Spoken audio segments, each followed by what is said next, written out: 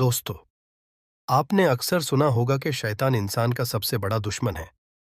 लेकिन क्या आप जानते हो कि शैतान असल में पैदा कहाँ हुआ? उसके माँ बाप कौन थे? और वो इब्लिस, जो कभी फरिश्तों के साथ था, वो कैसे लनत का हकदर बना?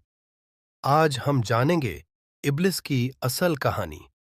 सबसे पहले ये समझना जरूरी है कि शैतान कोई इंसान नहीं था। कुरान में उसका असल नाम इब्लिस आया है। वो एक जिन था जो अल्लाह की इबादत में मशगूल रहता।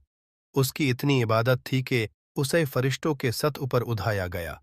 लेकिन याद रहे, वो फरिश्ता नहीं था, बल्कि जिन था। अक्सर लोग पूछते हैं, शैतान के माँ बाप कौन थे? दोस्तों, कुरान और हदीथ में इस बात का सीधा जवाब नहीं मिलता, लेकिन ये वाज़ेह है कि इब्लिस जिन्नों में से था और जिन को अल्लाह ने आग